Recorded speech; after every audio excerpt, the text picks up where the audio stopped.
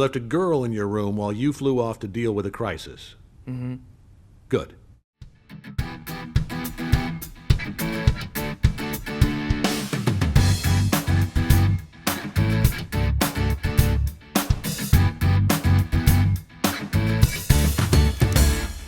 Hey everybody, this is Perch, and yes, we're taking a look at Invincible. No jokes, no kind of funny business. We're looking at Invincible, the comic run. Now, this is a lot of comics. Invincible ran for 144 issues, so, I'm going to take out my tiny violin here and really say, hey, I should get some praise for digging through all these numbers, because there's a lot of them.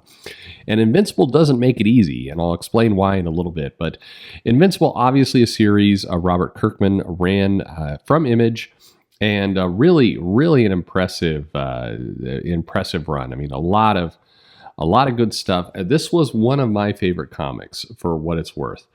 And I mean, if you haven't read it yet, it's a great superhero comic. It had the best damn superhero comic there for a while as kind of its moniker, and it's great stuff. Corey Walker, Ryan Ottley did the art for this series. Ryan Ottley's probably the one that people remember a little bit more, just because he did kind of have an iconic run through this series. But some really great stuff. And then obviously it was adapted from Amazon to a series. We've seen one season out. It was pretty popular, even though they changed some of the characters around and made some adjustments. We're heading towards season 2 here pretty shortly. And I think it's definitely getting a second life. We'll talk about that in a moment too. But anyway, Kirkman and Ottley there, we'll focus on them as the primary creators people know. Let's take a look at the sales chart here right off the bat. And here you go. You get a little... It's probably not a very exciting chart, actually, come to think of it. I'll bet you were thinking we were going to get something like Walking Dead, where you saw this very modest start and then this really skyrocketing of attention. Well, Invincible didn't have that, and we're going to try and understand why. There's one issue there, though, that issue number 100 that spiked up really high. So it abnormally has this jump up to nearly 40,000 copies, 39,863 actually. And it throws off the whole curve. So what I'm going to do is I'm going to get rid of that 100th issue for a little bit while we look at kind of the run and what happens. Because once we do, the entire pace of this series becomes a lot easier to understand. So what I'm doing is I'm taking that 100th issue, and I'm going to basically give it the same number as the issues that came before and after it. So 15,550. And once I've done that, now look at this curve. Now you see a much more clear picture of what's going on. And at first glance, if you did watch the Walking Dead sales analysis video, you'll remember that it also started low and then grew. And Invincible does the same thing at a much lesser scale and much quicker. So whereas Walking Dead kind of took a good 50 issues to really find its pace and grow and get, really pick up steam, Invincible did in about 22 issues, but we'll get into that. So the average mark here is 13,156, which you might be going right now, hey, that seems extremely low. And the answer is you're right, it is. That's, for an indie book, a solid seller, particularly one that can hold that number over the course of more than 100 issues. That's a success in the indie market. Obviously, if one of the big two were publishing this, that would be a disaster. But 13,156 becomes kind of our watermark for this series, this average pace. So the best way to look at it, though, is in phases. And really, when you break it down, there's 4 phases to Invincible that we want to look at. And what's interesting is, while you're seeing this, keep in mind kind of the natural kind of run of a comic probably has these same 4 phases in it. And if you think about it that way, Invincible is actually a good blueprint for what to do to actually make a comic successful, hopefully at higher numbers. But let's see what we have here. So the first phase, issues 1 to 22, is what I'd call the launch phase. These first 22 issues began at 10,751 for issue 1.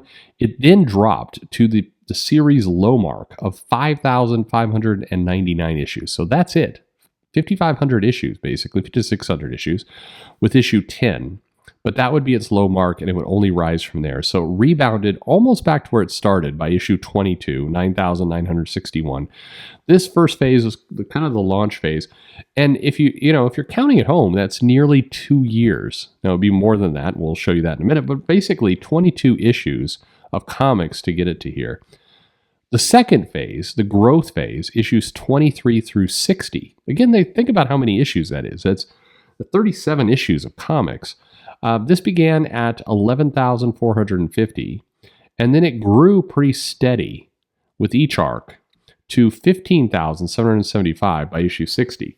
What would happen is an arc would begin, the comic would spike, and it would drop, but it would drop less each time. So basically it was inching up, and you kind of see that in the sales there.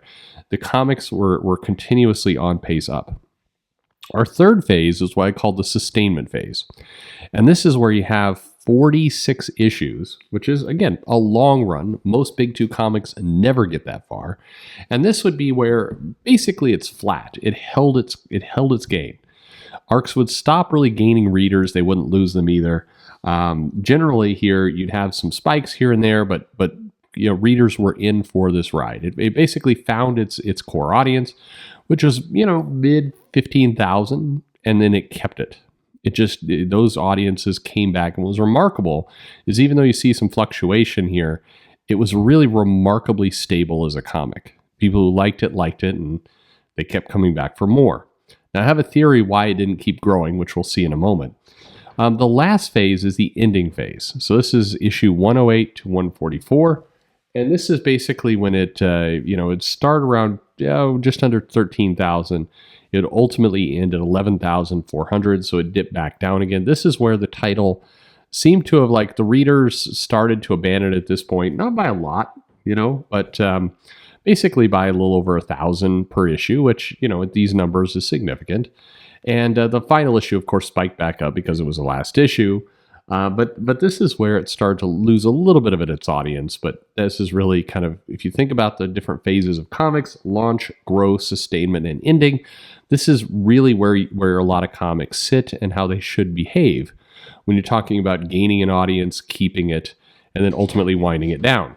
But the difference here is this is over 144 comics that it would get to this point. So now I'm going to kind of revert back to the earlier picture where you had that spike of issue 100, just to kind of keep the numbers honest and you could see again. But now that you've gone through kind of the detail, you can see how these phases work. So let's take a look at the average sales in each phase. In the launch phase, our average sales were 7,800. In the growth phase, it jumped up to 13,600. In sustainment, 15,600, and ending, 12,800. So that's more or less how it went. So if you look at kind of a trend line for each phase, in the launch phase, it had a 7% decrease from issue 1 to the end. Now, that's as you've seen some of these other sales videos, that's amazing. That's great. As a launch, you have a lot of interest from speculators on issue number 1, and then things taper down. So to go only 7% down during this phase is great. That's what you want to see.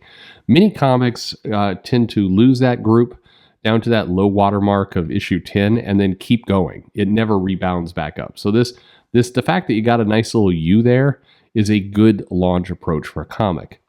In the growth phase, it basically had a 58% increase. This is exactly what you want to see. You've established your core audience, you're getting some good word of mouth, and things are all growing and going up.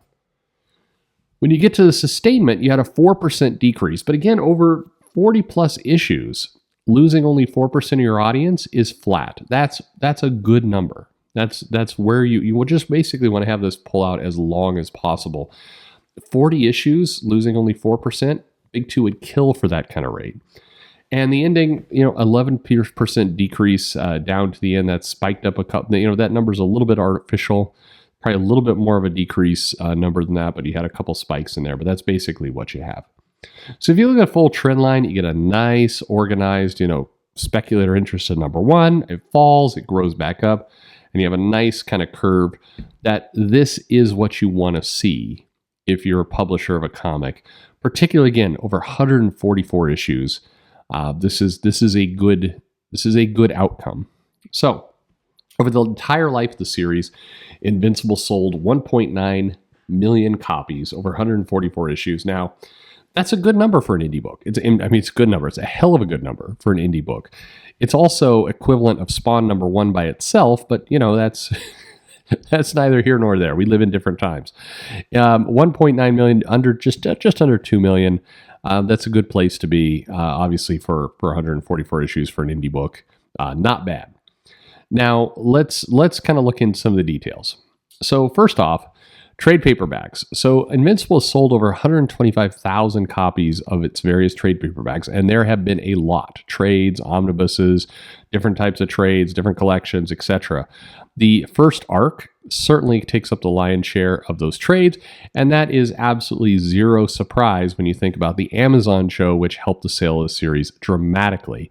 And the trade sales almost, not quite half, about just under half of those sales came when the show was announced and then the show aired. So the show is driving a ton of those trade sales. So that obviously is a huge contributor to the numbers. If you looked at, looking at the numbers, the comic is clearly a definition of a cult favorite. It never grew to the heights of Kirkman's other hit, Walking Dead, but it did find an audience and it kept it. And there's nothing wrong with that. That's a good place to be. You hope to have that same kind of attachment. If you're trying to learn from Invincible, the thing to learn is it delivered what fans wanted. And we'll talk about more of that in a second. But so why didn't it do better over time? Well, here's my theory. So first off, the shipping schedule was pretty erratic. There were long breaks between arcs. Issues would just skip months for sometimes no apparent reason. And this picture here gives you a sense of it. So this is, when it launched in January 2003 to when it wrapped up in January of 2018. You see the little yellow bars, those are the months the comic shipped. And you see all those empty spaces. There were a lot. It rarely held a consistent just run of comics.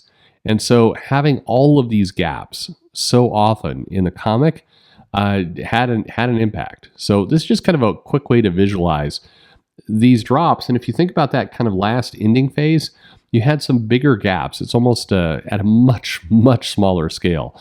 It's the saga effect there toward the end where you had some gaps. And if the comic's not coming out regularly, it does hurt things. Arguably, when the comic had its greatest growth is when the comic was shipping regularly. It was just coming out consistently. So I think that took a toll on the series, and I would wager this is probably one of the biggest reasons it didn't get higher was because of the shipping. So I think it's fair to say the interest was absolutely there. The comic was interesting, lots of characters, lots of deep complexity. It was fun. It really had the feel of a superhero book. It would wander into heavy, heavy violence and sex at times that was fun, probably also limited the audience in some extent. But, the popularity of the shows and the trades prove that there's interest in this concept. But again, I think the floppy sales were hurt by unpredictability. Overall, look, I love this comic. It's a great superhero book. It also dove frequently into morality and issues there. That definitely took a toll in its last kind of third of issues. I think that, some of those concepts were, there were bad reviews at times because a comic would spend the entire story dealing with some kind of morality issue as opposed to getting to a fight that people were looking forward to. So that took its toll, but I loved it. I thought it was great stuff, and it was a comic that wasn't afraid to ask different questions. Look, if you are a fan of the book, you're a huge fan. I think the lesson for indies creators is establish a core audience, build that audience, and then give them a universe they can love. One thing about Invincible, it was definitely unpredictable, but it knew what its audience expected, and it delivered on it. It didn't try and, it tried to surprise viewers with different twists and turns in the storyline. It did not try and defy expectations by doing a brand new type of storyline. So it seemed to hone in on what the audience was expecting, and it delivered it. All in all, again, this was not a multi-100,000 copy selling book, although the trades are certainly starting to get there. But it was a very consistent title. It was one that is certainly a success as an indie book. It's interesting to see kind of how it laid out. Anyway, were you a fan of Invincible? What do you think of all this? Let me know in the comments below. Like and subscribe. Introduce to a friend. It's always fun to get some other people. And that sales analysis videos are never as popular as some of the others. Perhaps if I could just kind of bitch more about I don't know, the how Adam Eve was too woke at times. Maybe that would do it. I have no idea. Anyway, let me know what you think in the comments below. Like and subscribe, and thanks for listening.